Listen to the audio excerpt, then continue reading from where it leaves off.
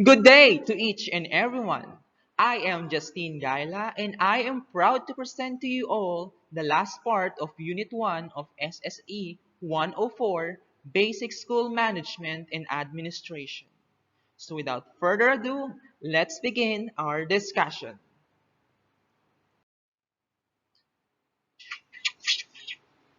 So what can you see on the slide? I know that you can see there a smiley face. So why did I put that smiley face on my slide? Because I want you all to put a big smile on your face because we are going to learn another lesson. I know that some of you are struggling and you find it hard to continue, but I just want you to know that tough time never lasts, but tough people do. So keep yourself up, put your big smile, and we are going to begin our today's discussion. So I know you are all ready, so I am ready as well. But before we proceed to our formal discussion, let us have first an activity. Oh, did you hear that? It's a camera click. It means that our activity has something to do with your phone cameras. So bring out your phone and get ready because our activity has something to do with your cameras and you're going to capture a great photo. And I know that all of you loves to capture photos, especially selfies. But this activity has something to do not about your selfies, but something that is close to your heart. Our activity is entitled Picture Perfect. I know there's no such word as perfect picture, but this is the title of our activity, so bear with the title and just enjoy the rest of the activity. So for the instructions, here are the instructions. And for the instructions, here are the instructions. First, of course, you need to prepare your phone. And of course, its camera.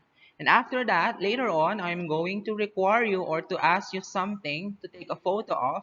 For example, take a photo of something that is red. So you are going to take a photo of an object or a thing that is color red. And after that, you are going to upload it on our comment section.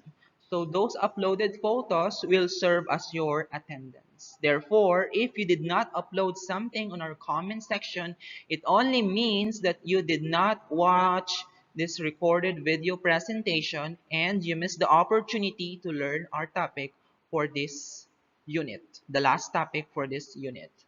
So, without further ado, I know you are all ready, you are all prepared, you have your cameras with you, and let us now begin. Picture perfect. You only have 5 seconds to upload your photos. Picture perfect. Something that is within your place.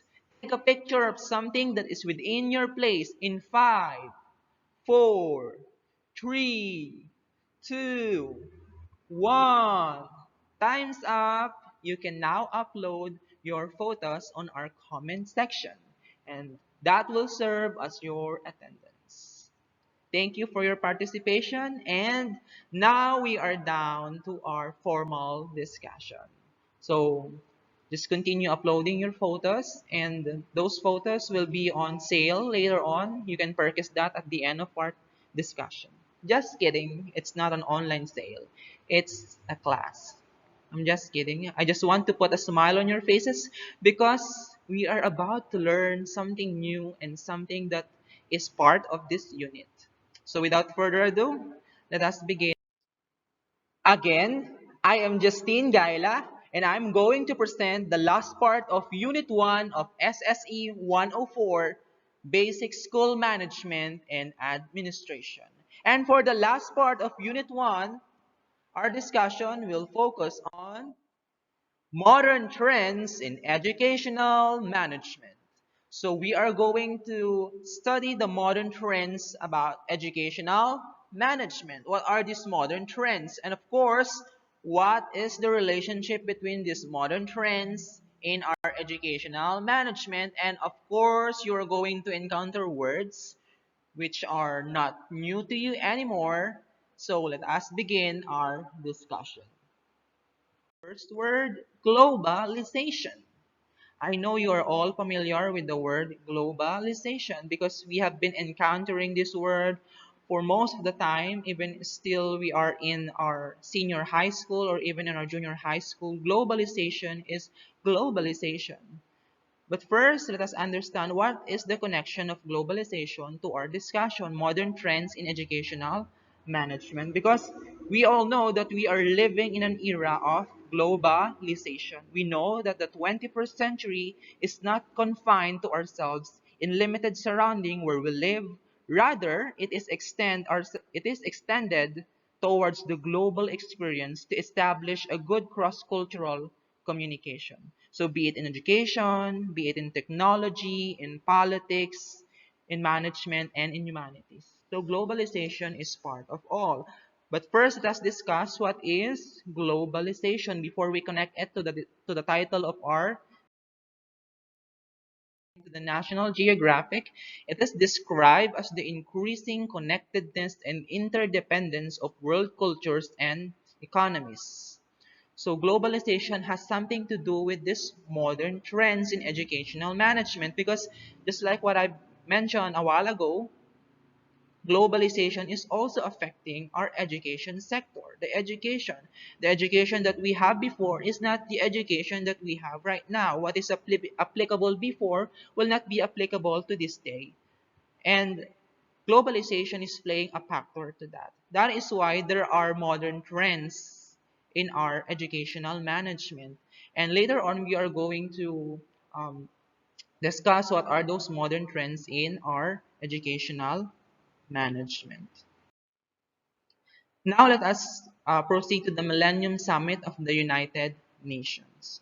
So it happens in the year 2000. It happens in the year 2000, the Millennium Summit of the United Nations.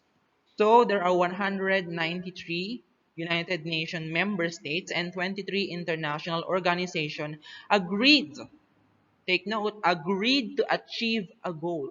So they set a goal which we are about to discuss. These are the 8 Millennium Development Goals. They agreed to achieve these 8 goals by 2015. By the end of 2015. So they have 15 years to achieve these 8 goals.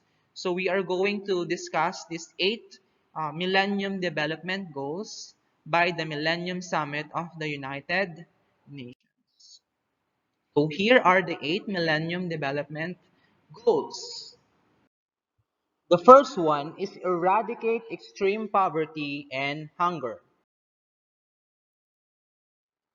The second one is to achieve universal primary education. The third one is to promote gender equality and empower women. The fourth one is to reduce child mortality.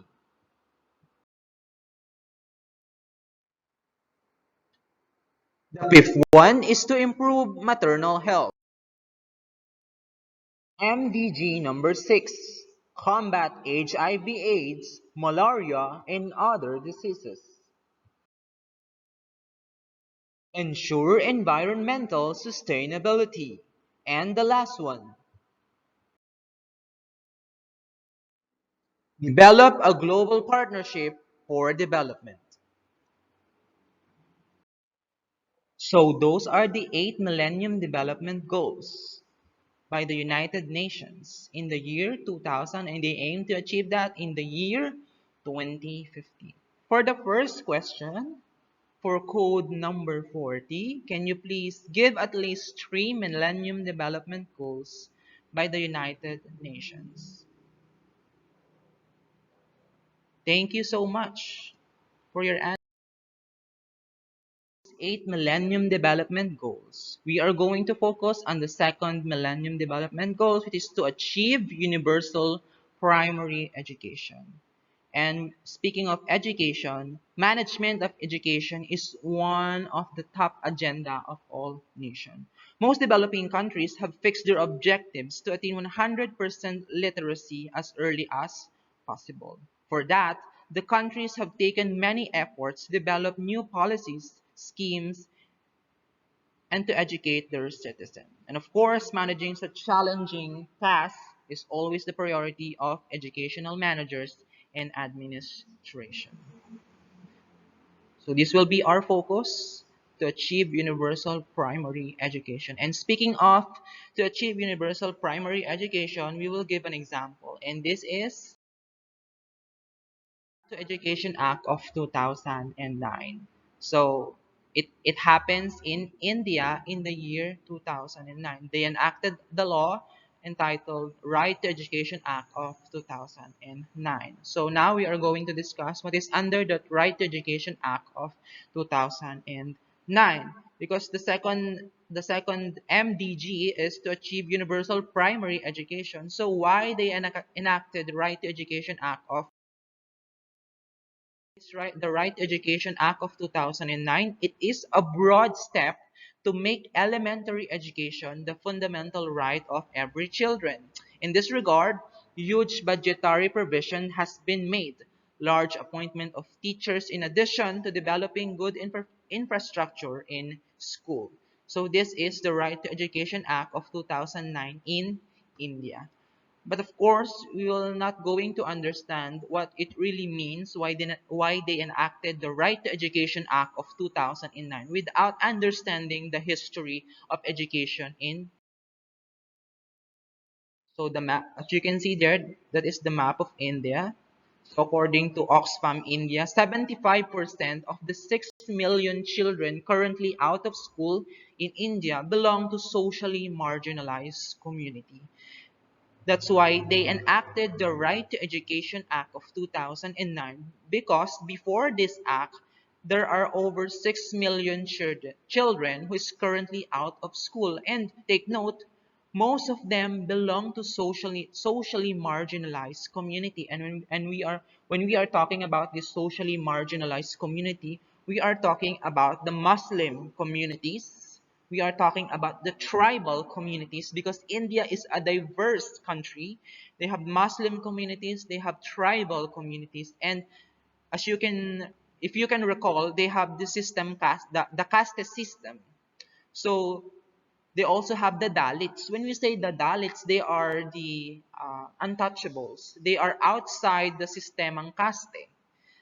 That's why, although they don't have that anymore, but those former Dalits or those former untouchables, they are being disregarded, they are being discriminated. And that's why most of them were not able to finish even elementary. So the Right to Education Act of 2009 gave them an opportunity to finish, to achieve the MDG number 2, which is to have a primary universal education for all. That's why we have the Right to Education Act of 2009. So I hope that's clear to you. So for the implementation of the act in its real sense, there is need of involvement of the entire management in the system. What do we mean by this when we say there is a need of involvement of the entire management in means that it is not only about the school education, but rather it's also about the higher and technical education. They are also involved in achieving the goals for this 21st century. So it's not about the school of the primary, but also the collaboration of the higher levels, the tertiary and also the technical education, because the realization of this act will not be possible if it will only stand as one. They have to stand as many as possible. So it needs an involvement of the entire management, the higher education, and also the technical education, because they are going to help the student to achieve step by step the process that they have. Because even though they achieve the primary education without really the help of the higher authority, the higher level, and the technical education at the same time, this law somehow will not be that powerful. Although it is being implemented, but it will not be that powerful. That's why it has to be the involvement of the entire system or the entire management of the system. So here are the recommendations and suggestions of different person and group of person for us to have the realization of the law in its real sense. The first one is according to Professor Yespal committee. So according to the committee, they have suggested that there should be one council for managing the entire higher education structure in the country, in India. While for the National Knowledge Commission, reform school education to higher and technical education. According to the recommendation, aside from the establishment of the new central universities, there has to be an establishment of private universities. And according to Rashtriya Madhyamik Siksha Abhiyan, according to him, of course, by the notion of the Right to Education Act of 2009, and of course the MDG number 2, which is the primary universal education for all. He has suggested that um, to make the secondary education free and compulsory for all. It means that, of course, if primary education is free for all, why not make secondary education also free and compulsory for all? Because if they want to have the realization of this act in its real sense and its totality for the good of not just single generation, but of course the next generation and the upcoming generations, they have to make it a linear transition. Aside from the primary education, they have to make it clear about the secondary education of all, and also the tertiary education. So it's a system they have to work on, not just on a single part, not just on the primary education part, but also on the secondary education part, and at the same time the tertiary and technical education. So all should work as one. So that's according to Rashtriya Madhyamik Siksha Abhiyan. And now we are on the modern trends in educational management. But before we proceed to the modern trends in educational management, I will now proceed to my final question. And this question goes to code number 25. Code number 25 for your question. What recommendations can you add to further strengthen educational management in school? Again, what recommendations can you add to further strengthen educational management in school? Thank you so much for your answer rather. So all of the above discussion emphasize sound management in education. The society has changed a lot, and citizens have become more informative and have started to cope with the changing scenario of global society. People have started to think about the development of other countries and compare where they stand. In this situation, the role of educational management is crucial. That's why we have now the modern trends in educational management. And I will give you two trends in educational management, which is the academic exchange program and the full scholarship scheme. So the academic exchange program is not new to you anymore. When you say academic exchange from the word itself, exchange, you are going to be you're going to go outside of the country as an exchange for another foreign students that will also go here in our country, and then there you're going to finish your education by, of course, their curriculum, through their curriculum. And at the same time, the student that we have here, the foreign students that we have here, they're going to finish their education on the current curriculum that we have. So that's academic exchange program. It is beneficial for educational management because we are not just sending students, but also we are learning from the different schools, the different academic institutions that we have outside the country through the students that we have. So once they come back here, they have the experience, they have the knowledge. So they are going to share those expertise and those knowledge to us. That's why those modern trends in educational management helps us to further manage our education here in our country, because just like what I mentioned, educational management is crucial, especially on our current situation that we are on a globalized country, globalized world rather. Then the second one is full scholarship schemes. I know that you are not new to this anymore, that we are under the full scholarship schemes that we have in our country. We are covered by the full scholarship schemes. And this is a modern trend in educational management, because way back then, we don't have full scholarship schemes. The students needs to pay rather their scholarship by their own. So they have to work while studying. But now, as part of the modern trends in educational management, we have full scholarship schemes. We have full scholarship schemes because we want to help our students to you know not just stress themselves for finding resources or finding money to support their study. But we are doing full scholarship schemes because we want our students to discover their potentials, and we want them to focus on their studies. And by the means of that, we can achieve what we want them to achieve at the end of every lessons, because they don't have to think about their scholarship. So full scholarship scheme is beneficial not only for the student but also for the institution, because of course, once the student will focus on their studies, of course, the institution itself will going to produce a productive students and a globally competitive one. So that those are some of the modern trends in educational management. So hence, meaning we are already on the concluding part of our discussion, hence, for providing quality and international standard education, the institute should be well equipped and the management system should work. It only means that managing infrastructure and human resources is a big challenge. We all know that.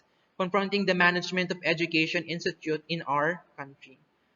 A good educational management, take note of this, a good educational management should not avoid this challenge. Although there are challenges in our educational management, because of course, challenge is part of having globalization right now, but we should not avoid these challenges. But what we can do is to embrace it. We should make our way of managing our system fitted and well equipped in the changing needs of the society, to make all facilities available to students. Because if we're going to run of all these challenges, how can we produce students who are globally competitive? That is why it is important for any institution to have a well-equipped and of course fitted management system, because from the word itself, management system, it means it is organized. We have to have an well equipped management system so that we could provide our students and the future students that we're going to have the quality of education that they deserve. So that is the importance of management of education. Of course, with the help of the modern trends that we have right now, management of education, although it is being challenged at some moment, but we are giving it a quality one for our students, internationally and locally. Thank you for your listening. I hope you learned something from our discussion, and that's the end of our discussion. Thank you so much, and I hope you learned something. I hope you take note if you are fond of taking notes. I hope you listen well. And if you have questions, you are free to ask questions. You may comment down your questions at our comment box, and I'll try to answer that once I have read those questions. But if you don't have questions, of course, we are going to end this discussion. Thank you so much, and have a blessed day, everyone.